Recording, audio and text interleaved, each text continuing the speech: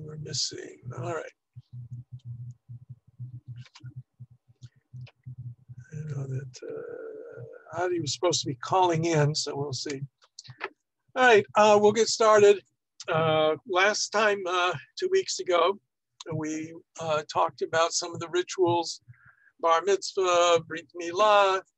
That was 3 weeks ago. Last time we met, we talked about marriage, and unfortunately also the idea of divorce as part of Jewish tradition. And tonight we are going to talk about death, mourning rituals, and ideas around the construct of life after death, what have you. You know, when we look at the Tanakh, at the Bible, you will notice that the language that is used throughout the Tanakh does not lend itself to the modern concept of heaven and hell. Indeed, the language always used is, if you do good, you will be rewarded in this world. If you do evil, you will be punished in this world. Indeed, the second paragraph of the Shema is basically built around that construct. V'haya im shmo tishmu, will come to pass. If you listen to my words and you do what I'm asking you to do, then you will be rewarded. And since it's talking about an agrarian society, the language used is rainfall, cattle doing well, sheep doing well, etc. And if you don't follow my teachings, then you will end up suffering from it. All right? But it was all very much, excuse me a second.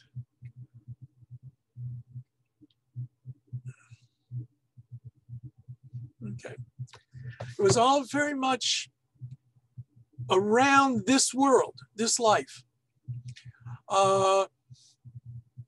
When we read in the prophets talk about the punishment for Israel of worshiping idols, turning away from God, was a here and now, this world kind of punishment. Right? It was not meant, didn't say anything clearly anyway about reward and punishment beyond the grave. Okay? And excuse me, all of the classical passages in the Tanakh, except for a little bit in the book of Daniel, seem to have no real concept of anything beyond this world as reward and punishment. There is clearly a sense of some kind of existence after this world, Sheol, going down to Sheol is the language used. We have the story in the book of Samuel where King Saul summons the ghost of Samuel to come to him before the climactic battle in which Saul loses his life. We have reference throughout the book of Psalms about going down to Sheol, whether it's figuratively meant or it's meant death in a concrete form. But that's all we have. Now, in the book of Daniel, which according to modern critical scholars is actually very late in terms of its composition, there is some reference to an idea of the resurrection of the dead.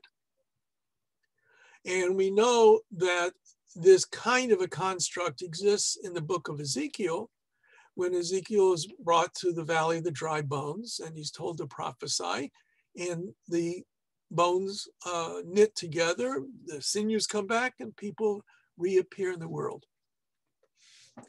But we also know that, especially in the book of Job, Eov, that the author of that work doesn't get an answer from God, okay, you suffer in this world because I'm going to reward you in the world to come. Is never directed that way. So what we seem to think happens is a development of an idea. First of all, there comes the challenges, as in the book of Ecclesiastes, Kohelet, in the book of Job, where they question, how is it that the good people suffer? How is it that the righteous are not always rewarded and have things come their way? And so really two different concepts come into being, and really you could have one without the other, and how they fit together is really not very clear in Jewish tradition. The oldest seems to be the concept of the resurrection of the dead. The idea being that every individual during their lifetime does good and evil. That's a given. Not everyone seems to be rewarded commensurate with their good, or conversely punished commensurate with their evil. And so the idea developed that after death, it's not clear what happens to the soul, the personal aspect of that individual in the meantime, but at some point in the future, and how that's related to the coming of the Messiah is also not very clear, but it develops in the idea that every soul will return to their body that they had inhabited while they were alive in this world, and will be rewarded or punished commensurate with what they had done. The resurrection of the dead. Now that's many, especially today, you walk around, a lot of Jews, they can't fathom. Jews believe in resurrection of the dead. Well, we know that the blessing of the Amidah, the second blessing, Mechaye HaMeitim, God restores the dead to life. That's what it means. It really means the resurrection of the dead. When you have this story in the New Testament about the resurrection of Jesus, it wasn't foreign to the Jewish community of that time that such a concept could exist. They challenged whether or not it happened to Jesus, all right? But it was not a concept that was totally foreign to the Jewish world, because there was this belief in the resurrection of the dead. So on the one hand, you have this very physical idea that everyone, their soul, their life force, who they are, will return to their body. How long, how that, again, it's not spelled out anywhere. The wicked will be punished. And does that mean forever, or that at some point they're just snuffed out again? And the righteous live on in a physical capacity. Right? The Bible doesn't spell it out. The Talmud doesn't really spell it out. It's there. It's found there. It's found in other writings of contemporary groups in the Jewish world. Mark, I'll talk about, don't let me forget to talk about Gilgal. Okay. But we have this stage, this concept. Now it's a very, we call it in Hebrew, gashmiut, a very physical idea. How do you explain it? So there's a midrash that says, what can it be compared to? It can be compared to a king who has a very lovely, beautiful orchard. And he wants to protect the wonderful fruit that grows there.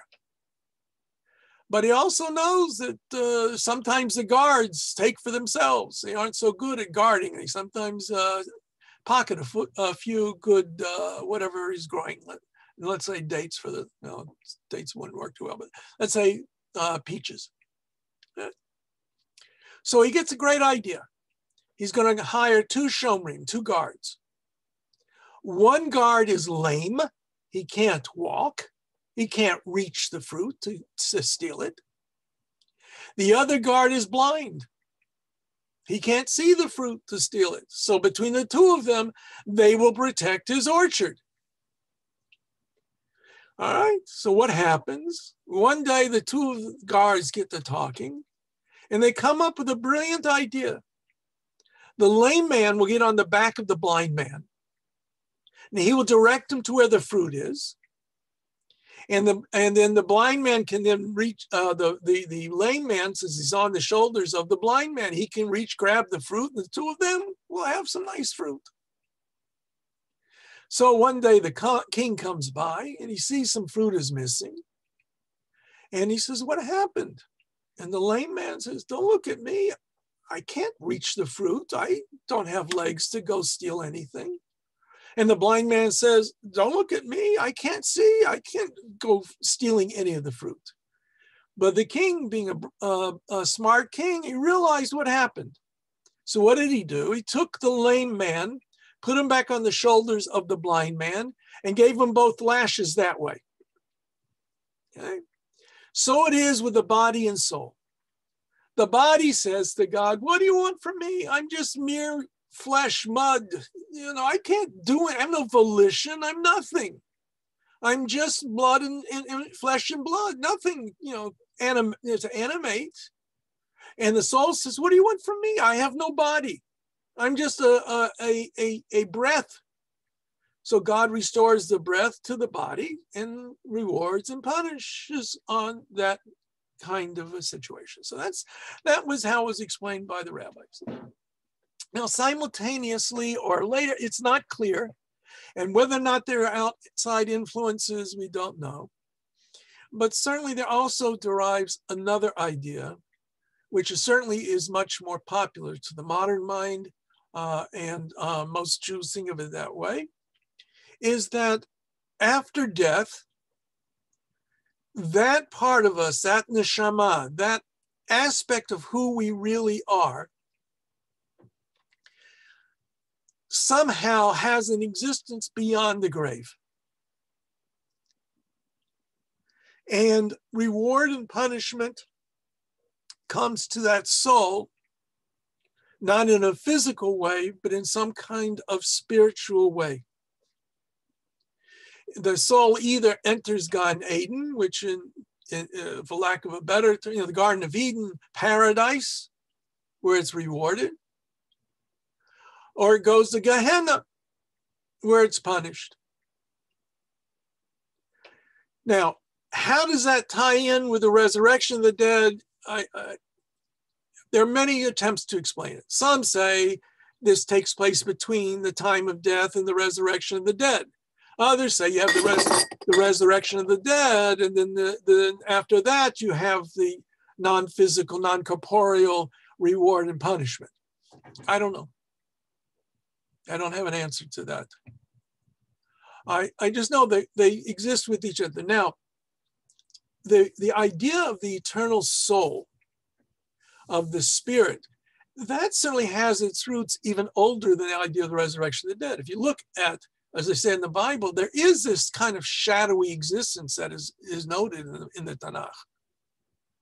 The idea that there is something, some kind of, now it's not called reward and punishment. It's not called Gan Eden, heaven, but that does exist. The Greeks believed in it. Many cultures believed that the neshama, or however they expressed it, has some kind of shadowy existence after death. And the rabbis talk whether or not those neshamot, those souls, have any connection or any awareness of what's going on in the world of life. Some rabbis said yes, some rabbis said no. Right. Now, along with this was the idea that all of us do good and evil. So all of us are worthy of reward, and all of us are worthy of a measure of punishment. Right? If you can find a perfect person, that's going to be very unique. Nobody is perfect. No one is without sin, without errors in their life. So what the rabbis did was they took all of this together and suggested the following. that since everyone does good and bad, since everyone has a need for some kind of reward and punishment, if you are an average person, you get some reward, some punishment in this world as the Torah describes it. If you're more on the evil side of the spectrum, you'll get more reward. Your reward will come to you in the here and now, in this world. So that when you die, you have already used up your reward, and all you have waiting for you is punishment. Conversely, the more righteous you are, the more likely you are to suffer in this world. So that when you die, you have now atoned for your sins by this suffering in this world. And when you go to the world to come, all you've got looking forward to is reward. So that's an attempt to balance, because the rabbis believed, and Jewish tradition believed, that God is good. God is a true judge. And yet, as we look around the world, we see the reality around us, we see evil people who do well and good people who suffer. So in order to balance the scales, the rabbis understood it this way. So that the more you suffer, the better of a person you might very well be. And that helps explain why righteous people suffer. Most of us, we're in the middle. Maybe a little this way, a little that way, but we're not so horrible, we're not so great. So, we get some good things and bad things in life, and however that balances out.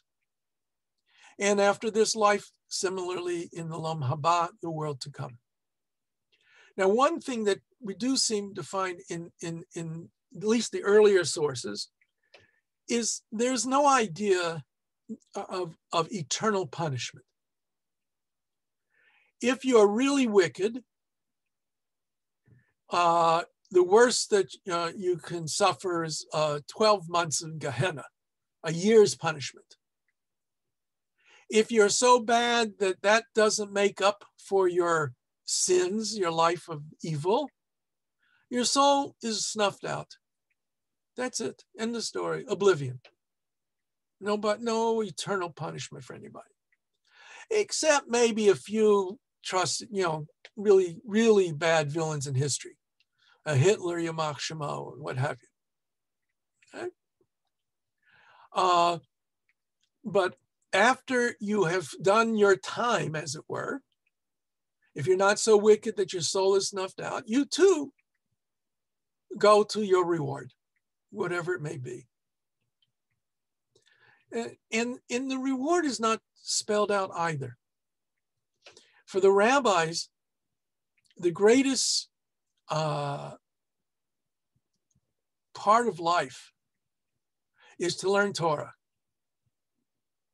And so they talk about what is the reward of the truly righteous. They sit at the footstool of God with crowns on their heads, and they learn Torah from God. I always like to tell people, when my oldest son was in high school,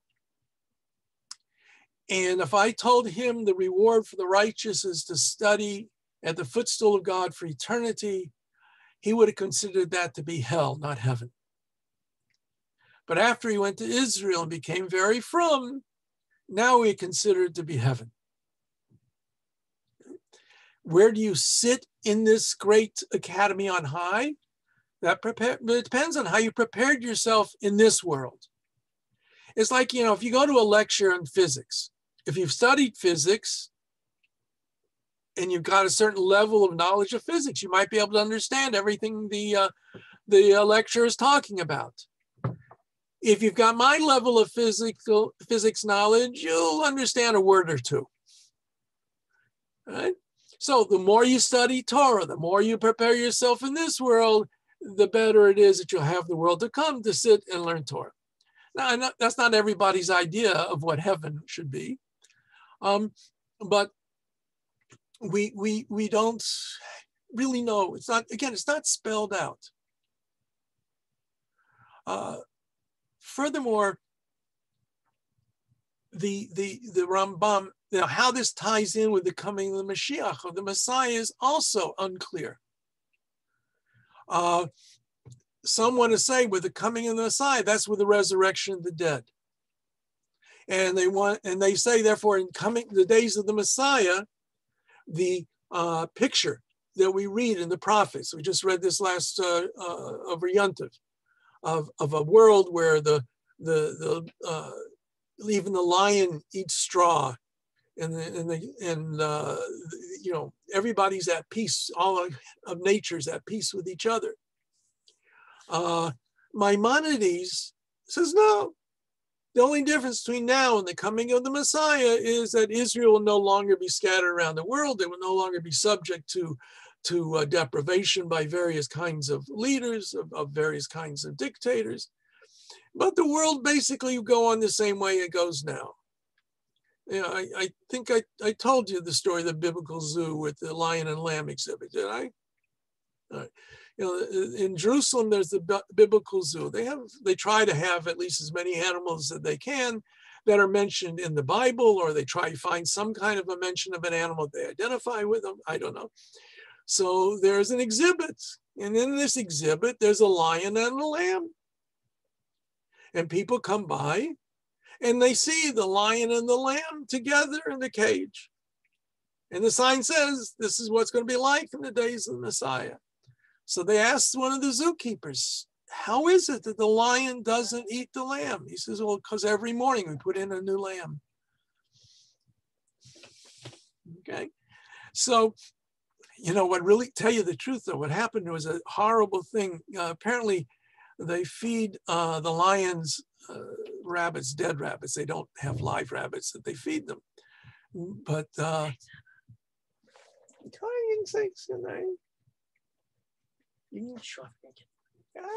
good night. Lila Tov. That's my youngest. He's so cute. Yes, looks like he's a redhead like his Abba. Yeah. So, where was I? Oh yeah. So the Rambam, who is very much a rationalist, when he talks about the 13 articles of belief, okay, the shortest version of that is the Yigdal hymn that we sing in synagogue. Yigdal Elohim Chai v'yishtabah. Well, different ways of singing it. You don't want to hear me croak it. All right. So in his work, where it first appears is a introduction in the Mishnah. And after he spends a lot of time talking about different ideas, that God has no physical body, that God can exist without the world, but the world couldn't exist without God, what have you, spends pages and paragraphs and pages. He comes to the resurrection of the dead, and he says, we already explained it, and that's it. But he doesn't explain it anywhere. And if you think about it, it's a big debate. Did Maimonides believe in the resurrection of the dead or not? Because he was a philosopher in the school of Aristotle, kind of seeing the world. And for him, the life of the soul, we'll get to the Google yet, Mark. Life of the soul is the most important part of living. We have a physical body only for the needs of the soul, the mind, to contemplate God and contemplate these things. So the last thing you would expect the Maimonides, the Rambam, to want would be to be in a non-corporeal existence and then come back to a body with all the problems of the body, of the physical world. So the scholars, at least the critical scholars, and even some of the Orthodox scholars, argue back and forth whether or not Maimonides truly believed in the resurrection of the dead. There's a work supposedly by him that defends his belief in the resurrection of the dead. Some people say it's not him, but be that as it may. Now, there is a hint in some of the early rabbinical sources, and it especially develops more in Kabbalah, of what is addressed in many cultures. The fancy name is transmigration of the soul. Hebrew Gilgul, reincarnation. Right? Not resurrection, but reincarnation, that a person in their lifetime may not reach the level they should, and God gives them the opportunity to lead another life by putting their soul in a newborn baby, and then make reward, merits, whatever, during the course of the lifetime of that individual. Maybe goes through several gilgulim. Right? That concept does exist. And indeed, at the Haggadah, at the Seder last week, you may remember Rabbi Eliezer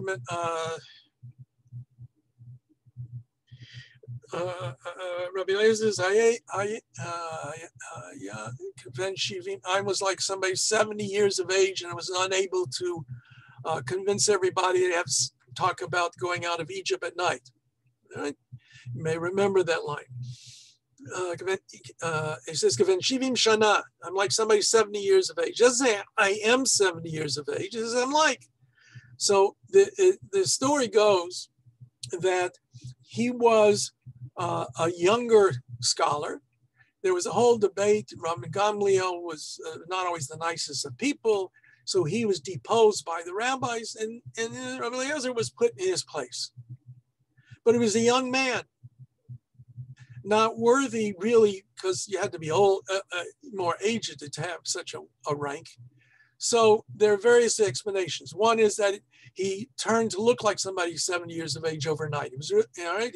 His hair turned white, or 70 rows of hair turned white, or 70 rows of hair disappeared. I don't know. Right? There's another explanation that says he was the reincarnation of Samuel. Samuel dies at the age of 52. Rabbi Eliezer was 18 at this time. 18 and 52 gives you 70. So even one of the explanations for that passage is built upon this concept of Gilgul, of the transmigration of souls going from one to the other. But it's played up much more in the more mystical tradition. In Kabbalah, you find it there especially. Now, so the basic things that we have to understand is, one, the rabbis, the Jewish tradition says, since God is a good, fair, honest judge, there's no way he could allow the wicked to go unpunished and the righteous to suffer without recompense. So therefore, there has to be a balancing of the scales in some way. And that is the major push behind the whole idea. Yeah, people are afraid of death. They're afraid of non-existence. So certainly there's that aspect that comes to play in people's minds. But for it was not that as much as it was a question of justice. Will not the judge of the world do justly? And since common experience, common sense tells us, and our eyes see it, that the world doesn't operate in such a way that all those who are righteous are rewarded and all those who are wicked are punished. Furthermore, it would not really be the kind of world that God would want. So, if you knew you were going to be rewarded for X, Y, and Z, or punished for not doing it, and you knew it was going to come right away, you're most likely going to perform what you're supposed to do, right? If you touch something, you can get a shock, you're not going to touch it again, right? Famous experiments in labs and things. Well, now, are you not doing it because it's wrong? Or you're not doing it because you want to avoid punishment? And if God wants people to have free will, the absolute ability to do good or evil, if he always rewarded for the action of good immediately, if he always punished for the action of evil immediately, people would no longer be free to act the way they want to act. You're not stupid. People in general, well, some are stupid, but in general, as a general rule, people are smart enough to recognize results that come from their actions, immediate results, if it comes immediately. Long term is not so simple. Yeah, I was hungry tonight. I had an extra scoop of ice cream. I know in the future that's not going to be good for me, but tonight it was good. You know, if I really did the way I should, I wouldn't have had the extra scoop. I may have even cut the first scoop in half. But that's the way we are. But if I tried to reach that extra scoop of ice cream and my wife said, no, can't do it. And even worse, she slaps my hand, I won't do it. I might sneak around later. But since God sees everything that's going on, you can't sneak around. So that's an argument to say that you can't have this perfect relationship of good and evil, reward and punishment in this world if you want to have human freedom. If you're not free to act on your own volition, it's not of your own free will, despite what we said 2 weeks ago about giving a divorce, right? I have to remember I've been reading a very fascinating book about Jewish tradition, and he goes into a long discussion about possibilities of what the rabbis could do today to ameliorate some of the issues that we've spoken about when it comes to divorce and things like that. If I get a chance, I'll photostat it. I will copy it and send it to you guys. You can read it or not, it'll be up to you. Okay.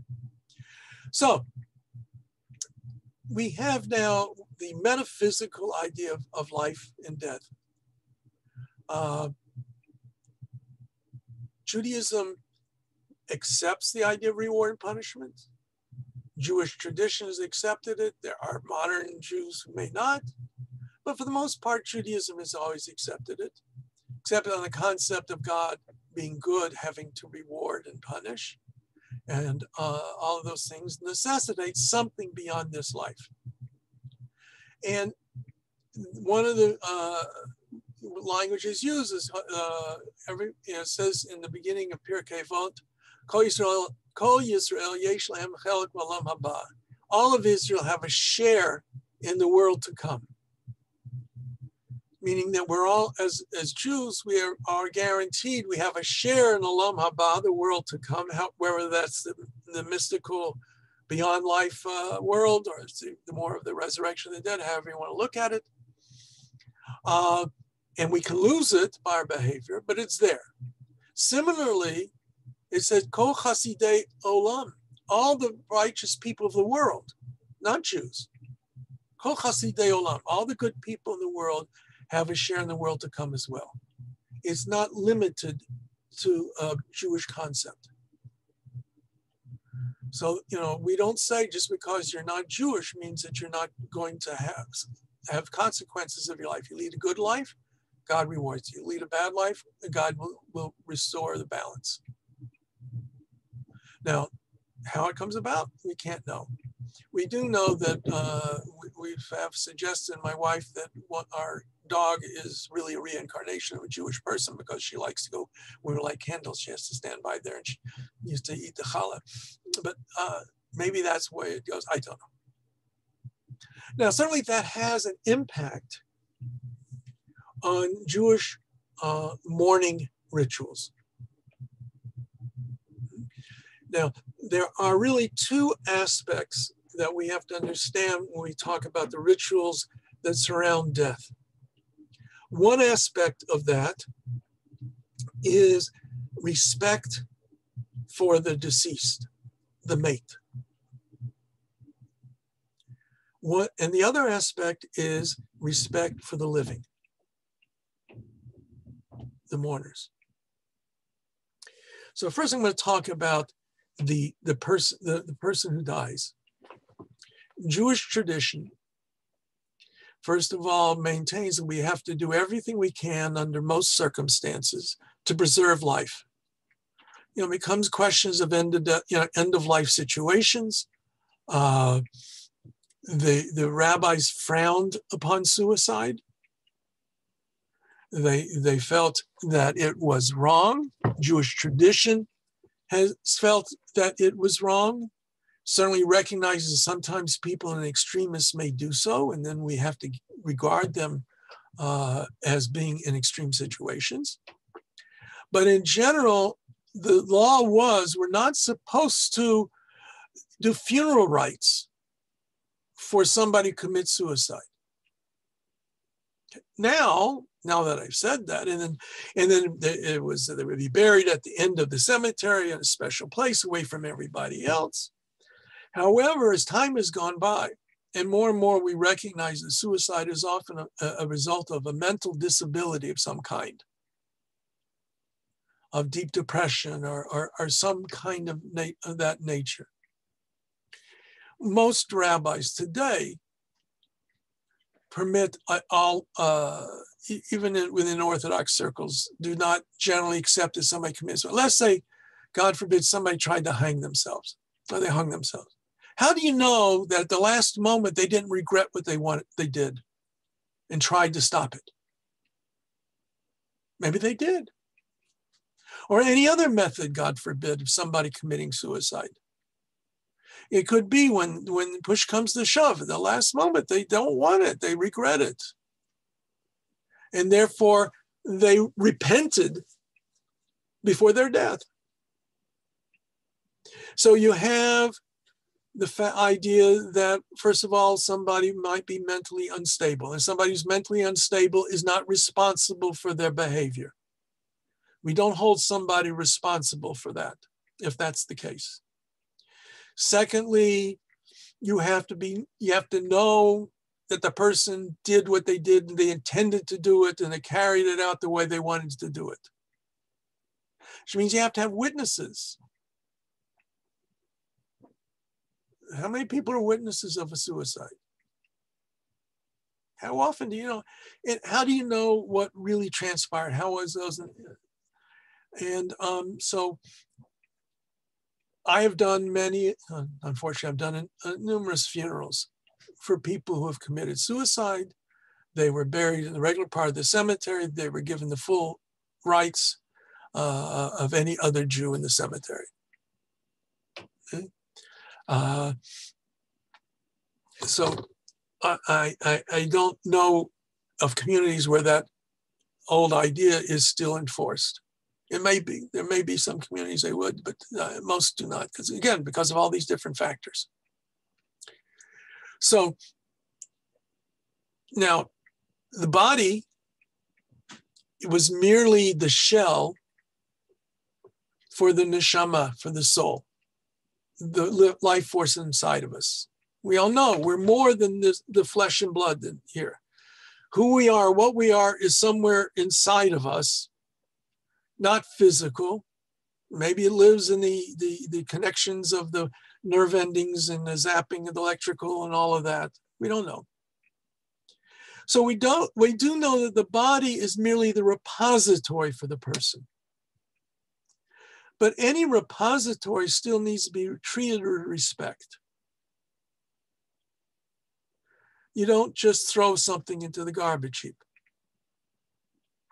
So a mate, a person who has died, must be treated with utmost respect. Nothing should be done in any way that is disrespectful of that body that housed the human soul at one time.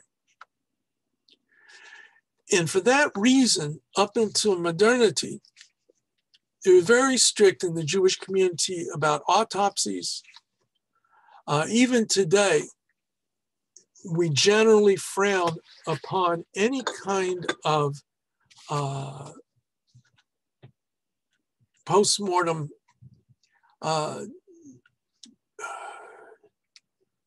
autopsy. I mean, obviously, all post-mortem. There are areas where civil law demands it under certain circumstances. I again had a terrible couple of weeks when I was a rabbi in Denver, in which I sat in on a couple of autopsies of Jewish people who committed suicide, unfortunately. But so if that's what the law is, that's the law, and there's not much we can do about it. But ideally, we want to bury the individual as soon as possible. Now, the question, we touched upon it before, I believe, on what about donation of organs? While it's still debatable in some circles in the Jewish world, a large proportion of the Jewish world has accepted the idea of donating organs because you can save a life. Now, if, there's some who want to say, okay, well, let the I'm going to say it in a very bad way, let the Goyim give their organs. Jews don't have to give it. Let them give their organs. We'll take their organs. Well, they're not going to give organs if Jews aren't prepared to give organs, right? It makes no sense. It's an issue of fairness, of proper behavior. And so even though there are misgivings in the Jewish community of some people who don't know better, nonetheless, there are efforts to get people to donate organs when it's clear that the person has died without any question. Definition of death is a very serious and difficult issue. There are many in the Jewish community who still hold by the oldest traditional understanding of death, which is respiratory death. If your heart is beating and you're breathing, you're alive. When respiration ceases, you're dead. Well, we know that that's not exactly the case today. A person can go into surgery for a heart surgery and their heart stops beating for the surgery. And they are oxygenated not because their lungs are functioning, but because there's a machine that does it for them. Are we going to say they were dead and they were resurrected when the heart was started up again? Of course not. Furthermore, we know that if your certain aspects of your brain, the brain stem, is no longer functioning whatsoever, the likelihood, the possibility of a person ever coming back to live a life by their organs functioning properly, their autonomic reflexes are gone. Their heart will not beat. They will not breathe. They're on a machine, so the machine is keeping the body there, but they're not alive. So if you accept the concept of brain death, and that is, it has to be spelled out very carefully, then what you're doing is not preventing death, you're just preventing the body from being buried. So when heart transplants first came about, the beginning of them, one of the most important important Orthodox rabbis of the mid-20th century, Moshe Feinstein, forbade heart transplants. He says you kill two people. He says you kill the donor and you kill the recipient, because at that point they weren't living very long. So he says you're killing two people. As time has gone by and the success rate has gone up, and the greater openness to the idea of brain death being accepted in the Jewish community, it became more and more acceptable. I knew a young man, unfortunately he passed away way too young still, but he was born with a heart defect, and when he was 16, 17, he had a heart transplant. He lived for another 20 or 15 years, I think, or so. Had some children, had a life, because he had a heart transplant. And the Jewish community, a very Orthodox Jewish community, which he was part of, his father was part of, he carried a phone on Shabbos, so in case they called to let him know and he would drive to the hospital so he could have the heart transplant. So kidney transplants and liver transplants, all of those things, a good chunk of the Jewish world today finds them acceptable. And so I have on my driver's license, although I'm probably not a candidate because of my own reality, but I have on it that I am prepared to donate organs for transplant purposes, not for experimentation, but for donation if there's a need that can be used. But because I had cancer, it's unlikely that anything like that. Wants anything from my body. All right, it's all worn out now anyway. So, all right, so getting back to it. So let us say the person is not a candidate for transplants. They died. It's clear that they died. There's no question about it. There's no need for an autopsy. Ideally, what happens is the following. The body is taken either, today they mostly have Jewish mortuaries. If you're in a small town, sometimes a non-Jewish mortuary and the Jewish community deals with it with the help of the person who runs a mortuary. Ideally, a Jew is taken care of by Jews, men by men, women by women. The body is washed, cleansed. There's a purification ritual that takes place. And the group that does it is called the Chevra Kaddish, the Holy Society. And as I say, for modesty's sake, men take care of men, women take care of women. I have been on Chevra Kaddish in some communities in the past. My father, blessed memory, served for many years in Jacksonville. So then after the body is cleansed, then there's a traditional garb that's put on them, pants, shirt, kittel kind of robe for the men, coverings for the hands and the feet and the head. Women will have a skirt as an apron, and on them, the men are traditionally buried with their talit, with one of the fringes cut off. So it's not a kosher talit anymore. And then, so the person is placed into what we call burial shrouds, tachrichim, and they're wrapped in a cloth. If you see a funeral in Israel, and in some places still in the world, that's it. There's no coffin, or if there is, it's just a casket that is used to bring the body to the funeral, to the cemetery, but it's not buried with the person. They're just buried into the earth. When there is a casket, traditionally it's supposed to be just a plain wooden box, nothing fancy. No, even though technically it's really permitted, you will hear people say it's not, but technically you could have nails, but we don't. It's usually done what they call a kosher coffin. Casket is glued and pegged together, no metal bindings on it. The body may not be embalmed. Embalming is meant to preserve the body. We want the body to be able to return to the earth in a normal fashion, neither advancing it too fast or delaying it.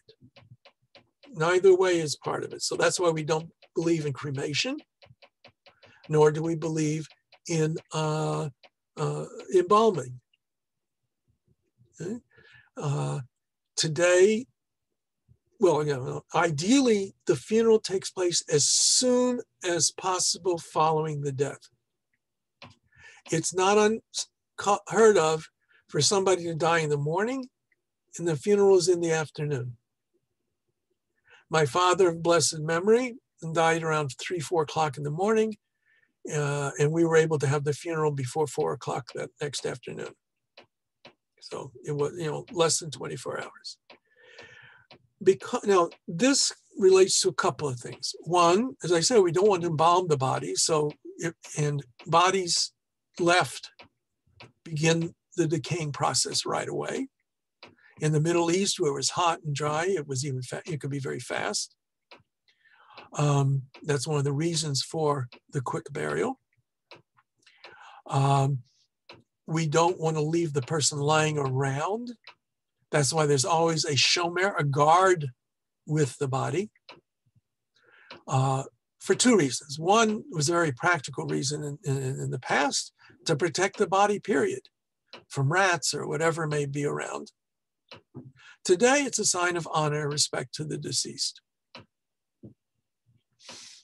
Now, frequently today, the funerals will not take place within that 24-hour period.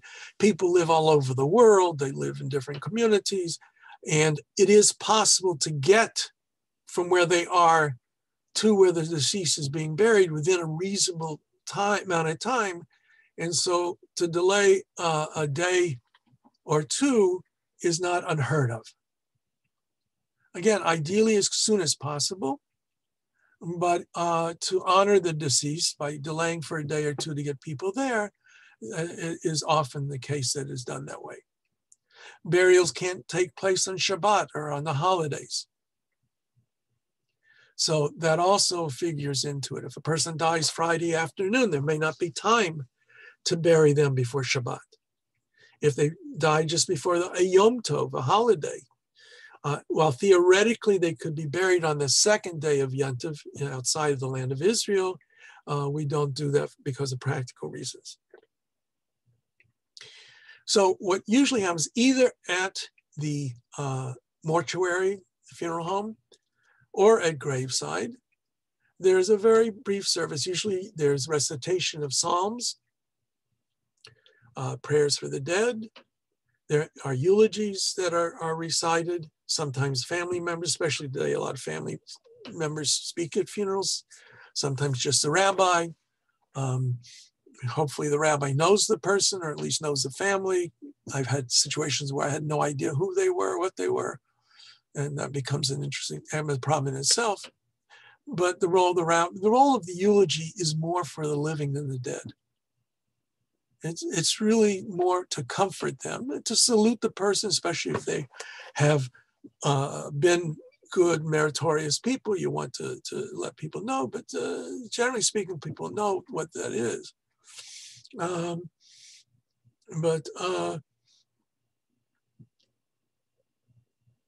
So it varies. Usually it's not usually very long. And the longer, when you have long ones, it's usually very important people or people just get carried off and carried on for it. Most of the time here, because in the north where the weather is cold, it doesn't have to be there, but most of the time you have some kind of a service either in the synagogue or at a mortuary. You then go to graveside. Traditionally, if it's a normal day of the week, the body is carried to the grave, ideally by Jews. We ideally want Jews to take care of Jewish deceased. There's a tradition of stopping 7 times on the way to the grave as a sign of our reluctance to say goodbye. The body is laid into the earth. The various ways, either the grave is filled in first, or there's some of the prayers are recited before the filling in. The grave is filled in, and there's a special Kaddish called the burial Kaddish. If you have a minion present, that is supposed to be recited at that time. It's rarely recited today because most people can't really say it. They break their teeth trying to recite it. But if possible, that's done. Just to stay with the deceased themselves, traditionally we want to mark the grave, certainly before the year is up after their death. We want to mark the grave, and the graves are to be maintained properly as best as possible. Okay. Now, in every year on the anniversary date of the death, the Hebrew anniversary date of the death, we recite prepare prayers on behalf of the deceased, light a candle, a yahrzeit candle, and the yahrzeit, that's the Yiddish word for the day of memory. So now, that is all basically for the honor and respect to the deceased. Now, Jewish, nobody, no man is an island, as they say. We have our relations with different people in the world. The rabbis understood from the language of the Torah that Paulina, did you want something? Yeah, this is Pao and John. Yeah. I just have a question. Is it true that I remember that you have to say like 100 prayers in a row after someone dies, and then you have to say prayers for a year. Okay, after someone dies. the 100. I never like to say something is not true when it's something of that nature. 100. There may be communities that do that. I don't know. There is a tradition that we understand that daily a Jew is supposed to recite 100 blessings. You say the 18 benedictions at 3 times during the day. That's 36. That's 40, 54 already. So you only need another 46 blessings. You eat your meal. You have motzi before, a blessing before and after. Before you turn around, you got 100 blessings in a day. So that's the only 100 blessings I know about. The prayers for the year, that's what we're coming to now. Okay? Thank you. You're welcome. You can lower your hand.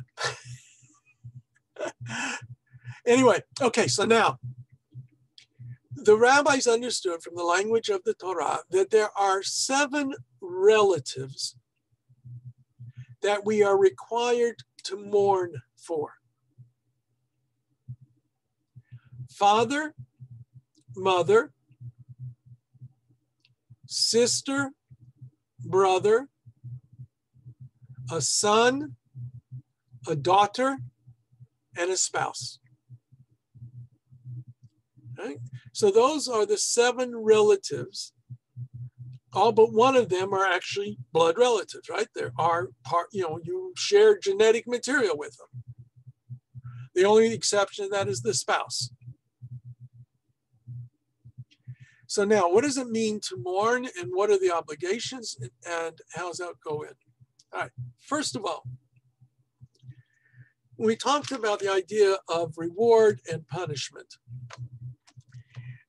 there's a story that's found in the Midrashic collections that suggests that the action of a person who's living can have some kind of benefit for the deceased.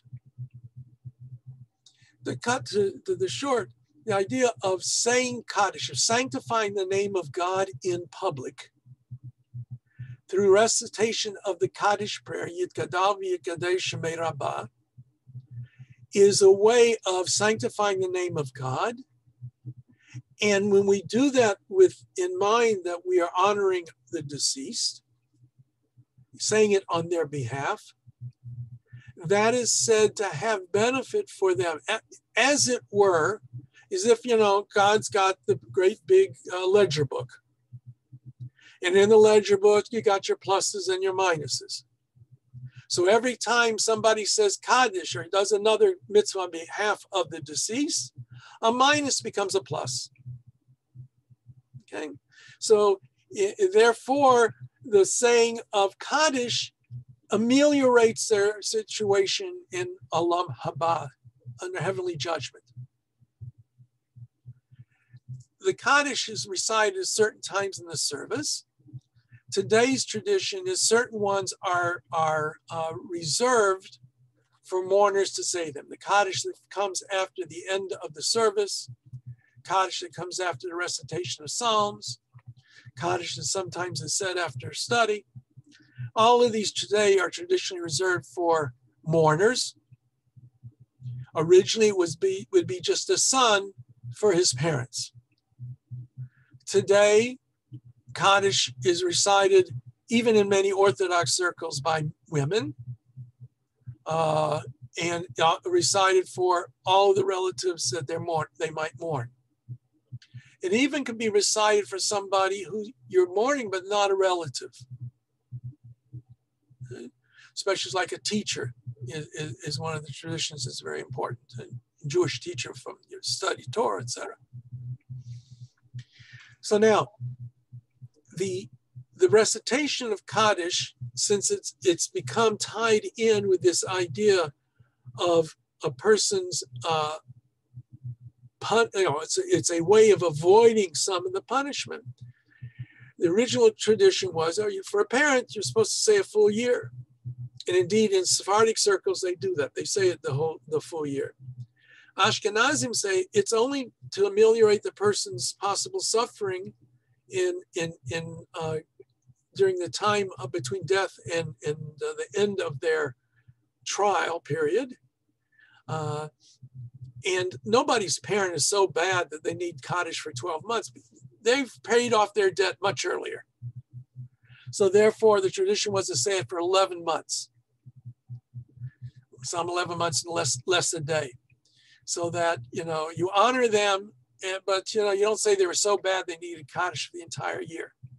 On the other hand, if you know they really needed Kaddish for the whole year, you probably should say it. Okay, so this idea of saying Kaddish has become so important in people's minds and sort of in the mythology of Judaism that it's seen by people as a prayer for the dead. But it's not. It has absolutely nothing to do with death. It's the sanctification name of God. Death is never once mentioned in it.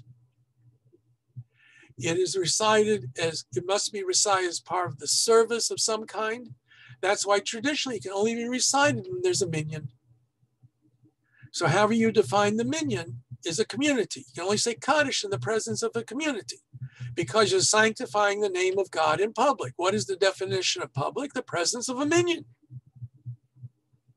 And so over the years, I've been asked, Rabbi, I can't make it to the minyans every day, or I'm going out of town. I'm going to be in Yellowknife. And last I looked, there were no minyans in Yellowknife. I got to go to a business. What am I supposed to do? Can I say Kaddish? My answer is no, you cannot. That's not proper to say Kaddish because there's no minyan. There are other prayers you can say. You can say a Yizkor prayer. Or I say, take along a Bible or take along a Jewish study text of some kind and spend some time, several times a day, studying that material in honor of the deceased. Now you're performing the mitzvah, Talmud Torah, study of Torah, and that is worthy of the deceased. When you have the opportunity, you join in with a minyan. But I will tell you, this idea of saying Kaddish has become so ingrained in many people. There was this idea that, you had to have a son, because if you didn't have a son, you wouldn't have a Kaddish or somebody to say Kaddish for you when you died. Or the idea of hiring somebody to say Kaddish for your deceased. And there are people who will say Kaddish, give them a fee and they will say Kaddish for your, they may have a whole list of names of people they're supposedly saying Kaddish for, right? And I always tell people, there's two aspects of Kaddish. One aspect of Kaddish is what it does for you, which in many ways is the most important. When you go to a synagogue service, you're joining with other people. There will be other people there who are mourners. There will be other people who have gone through your experience or similar experience. And you share together. And when you say Kaddish is part of that community, that gives you a certain kind of chizuk, strengthening. And you can feel that you're doing something on behalf of the deceased. The human condition is such as that we always feel guilty when we lose somebody we love. We never did enough for them. And we don't. We never can. We can never do enough. No matter how much we do, we'll feel guilty. So by saying Kaddish on a regular basis, you can kind of alleviate that sense of guilt. The second aspect of Kaddish is the metaphysical, the spiritual. It has on the effect of the soul. And if you don't feel comfortable that a Kaddish would be missed, so you have somebody say Kaddish when you cannot. But it's far more important, I think, to the deceased and to you, for you to say Kaddish once a week than for a stranger to say it 7 times a week. As it may. Okay. Now, there are also special rules of mourning depending upon who's deceased.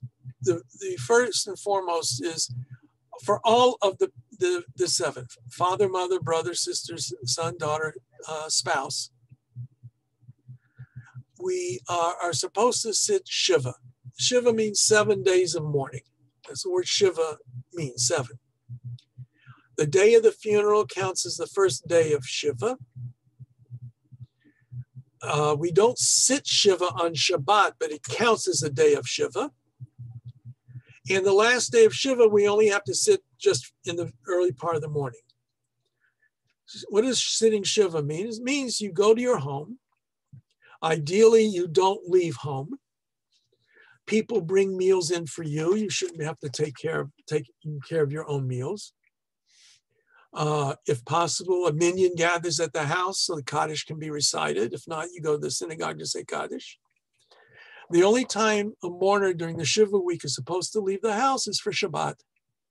They go to the synagogue for services. In the days we used to have that. And then they would come home and Saturday night go back to sitting Shiva if it hasn't ended.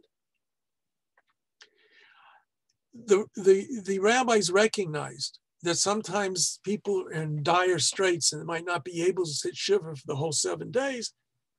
And in a kind of an emergency situation, then they talked about sitting Shiva for 3 days.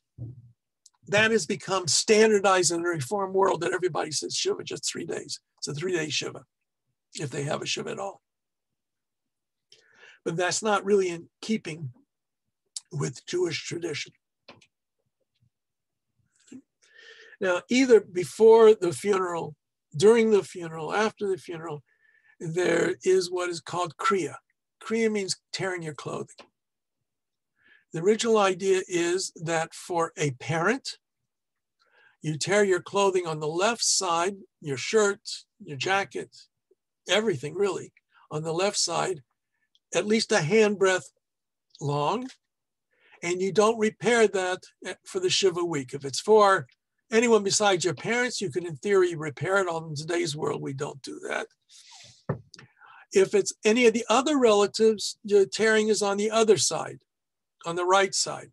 Left side nearest your heart for parents, right side for any other relative. Today, you'll see, yes? Even a child and a spouse, you would do on the right side? Yeah. The only one you do on the left side is for parents.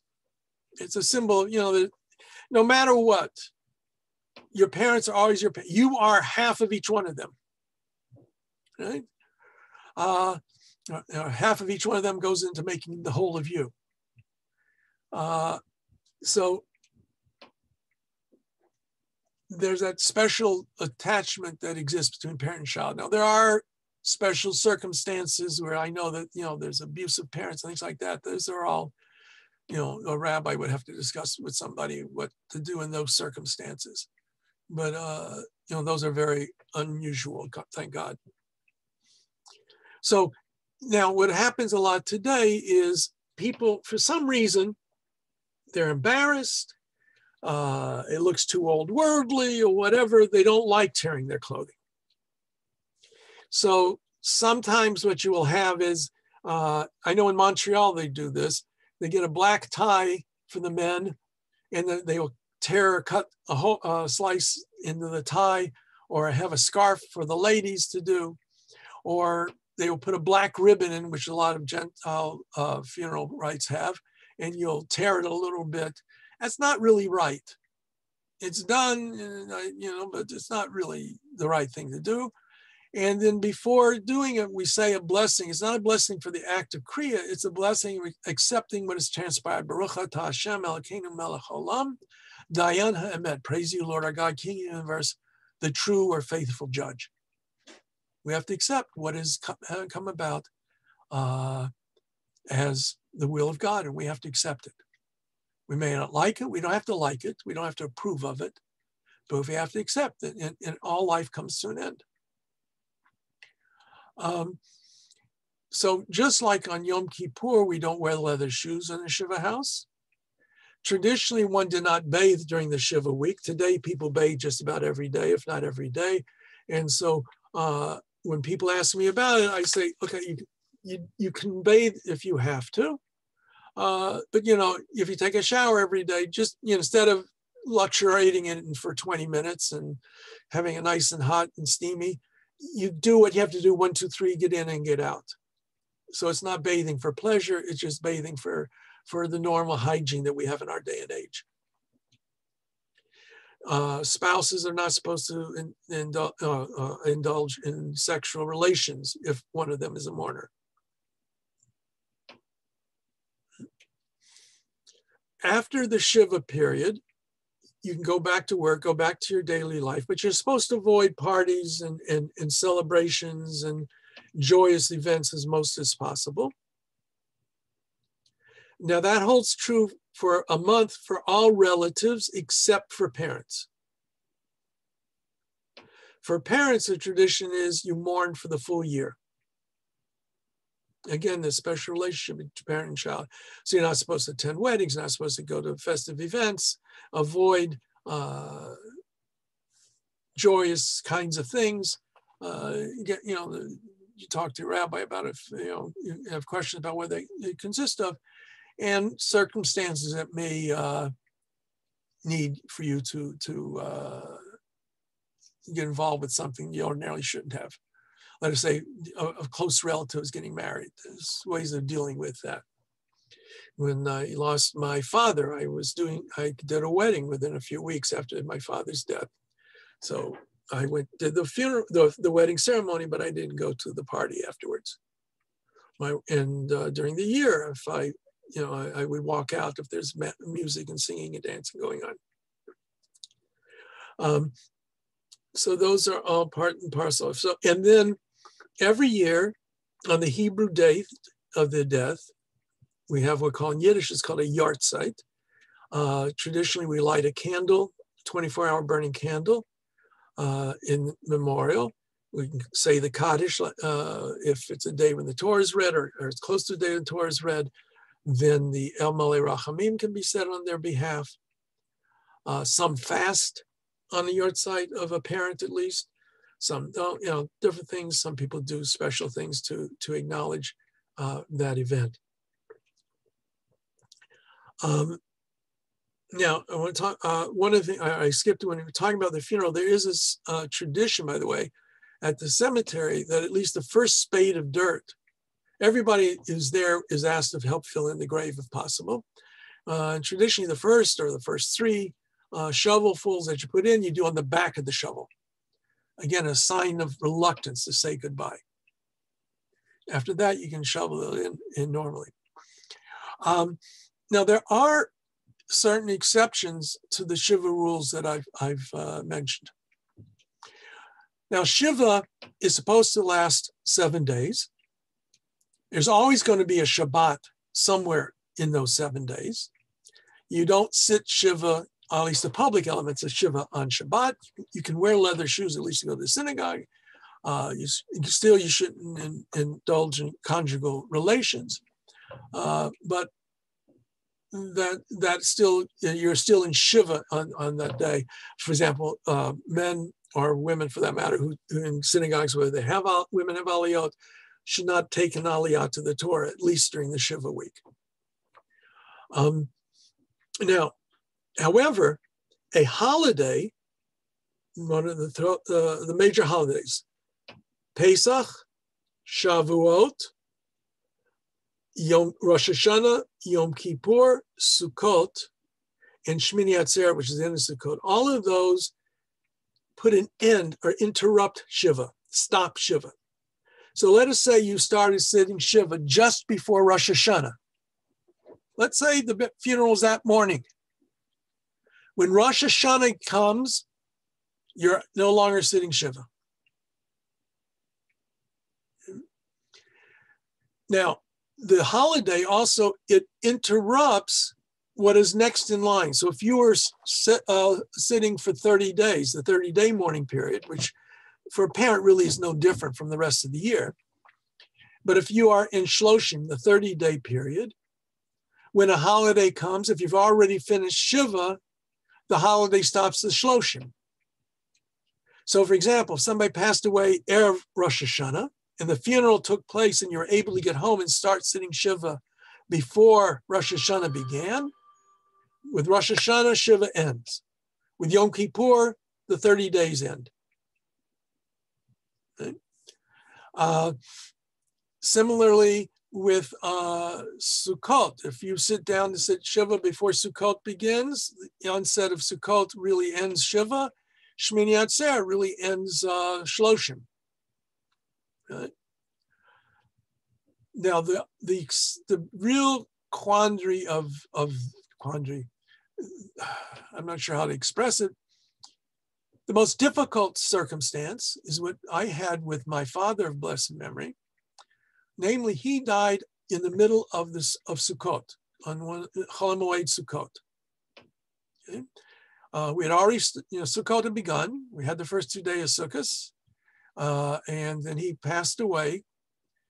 You don't sit Shiva on Yontif. You don't even start sitting Shiva on Yontif. Shiva doesn't begin until after the Yontif is over.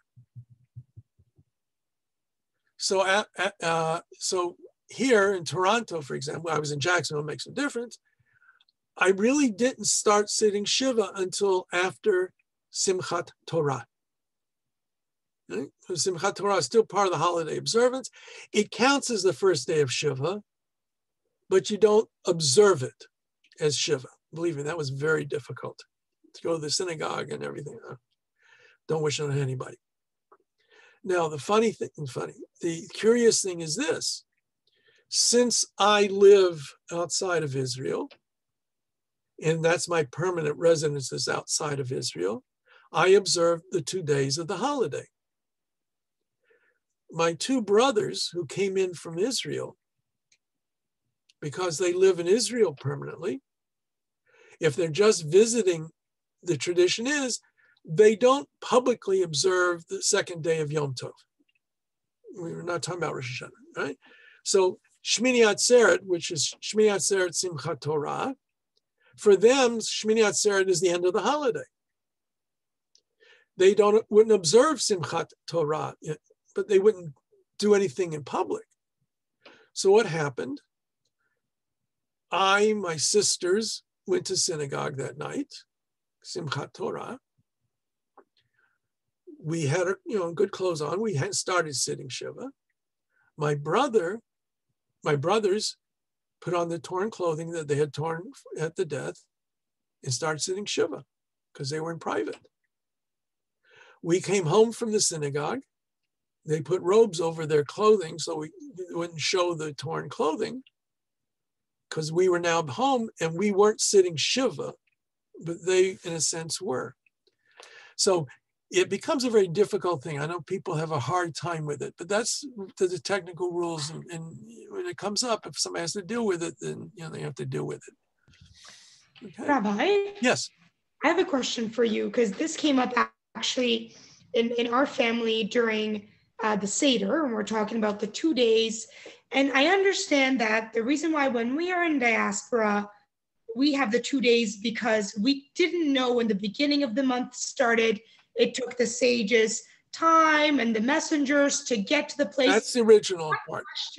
My question now is this. If I am from Israel, it still doesn't take away from the fact that right now I'm in Toronto. So technically right now, I wouldn't know when the month began and ended. Okay. Can you speak on that? Sure, real quickly. There are two approaches. The approach that you're using would say simply, you go by what goes on where you are. If you're outside of Israel, even though you live in Israel the rest of the time, if they're observing 2 days, you should observe 2 days. If you're in Israel, and even though you don't live in Israel, but you're in Israel for the holidays, you should observe 1 day. That is the position of the Chacham Tzvi. All right? The majority position, though, is you have to keep by the stringency that you are used to. For us, the stringency is 2 days. And it's really not a question of not knowing because we know the calendar today. The Talmud already discusses that. It's really, we do it intentionally. We know that it's not really Yontif, but we observe it as Yontif because that's the tradition now. So if you go to Israel and you're going to be in Israel for a holiday, say for Passover, people do that. Some say you have to have 2 Seders. And you observe second day Yontif in private, or there are groups of people who come from outside of Israel that are in Israel for the holiday. They get together to observe the holiday. But you don't do something in public that shows you're observing the holiday. It's a little tricky. The Chacham Tzvi really makes the most sense. You do, when you're in Rome, do as the Romans do. Right? And you can cite the Chacham Tzvi if you want to in terms of that. You will at least have to be able to explain who the Chacham, he was an important figure. All right. But it's a very sensible approach without any question. It makes more sense than what is the custom now, i.e., now what happens is, though, Israelis, even some who are relatively observant, sometimes, well, I'm going back. So I'm going back. I'm only going to observe 1 day. They're here 20 years. I'm going back. Every Israeli who comes to North America is going back. I was going to say, it almost feels like it's a way of some people making us in the diaspora feel like, they're not better than us, but they're more special. No, what I would say is living in Israel is more special than living outside of Israel. Okay. This is Jonathan. Yes. Sorry, just as a point, my family is Israeli, and they still, even after 40 years living in Canada now, since immigrating here, celebrate 1 day Pesach, 1 day. They just celebrate as if they live in Israel. They're like, we didn't buy it. It's not my place to critique. It's not my place to critique. If I was asked to make a decision on it, I would say they shouldn't do it that way. But I'm not being asked by them, and I'm not telling them what to do. Sure, yeah, I have no idea if it's right or wrong. I just think it's funny. They won't do it. It's very prevalent, unless they're very pretty from Jews. I don't know how religious your parents are, but certainly the more secularized Israelis will only observe 1 day, because that's what they do in Israel. Why should they do anything differently elsewhere? It's not the worst thing in the world, believe me. All right. I was going to say the 2-day holidays was fantastic. It's even more days to be joyous. Okay, that's one way of looking at it. The other one is we had a Seder last night. We're going to go through it again tonight. Same thing. Got to come up with something new tonight. Listen, we corrected a lot of mistakes from day 1 on day 2. So okay, that's fine. We were pros. Yeah, that's fine. So again, all I can say, the funerary practices and all these things that this is universal for the Jewish community. It has nothing to do with Israel. Outside of Israel, in different communities, just want to touch on this, have sometimes very different traditions. For example, it's a very strange one. In Jerusalem, you don't go to the cemetery with the deceased. The family doesn't go to the cemetery when they're buried. Women don't go to the cemeteries in parts of Israel. That's the code. In Jerusalem, they will not leave a body overnight. They'll do a funeral at nighttime because they don't want to leave a body overnight in Jerusalem. Different communities had different traditions, but the basic ones are universal, and then some of these additional ones are, for example, there's a tradition when you come home from the cemetery, eat food that's round. Today, bagels, right? It's not simply the fact that bagels are very convenient to give for the meal, but because of the roundness. Eggs, you have the circle of life kind of symbolism. Okay. Any other questions tonight? Okay, we will meet again next week. I hope to see everybody then, and enjoy your week. And good night. Thank you, Rabbi. Thank you. Good night. Night.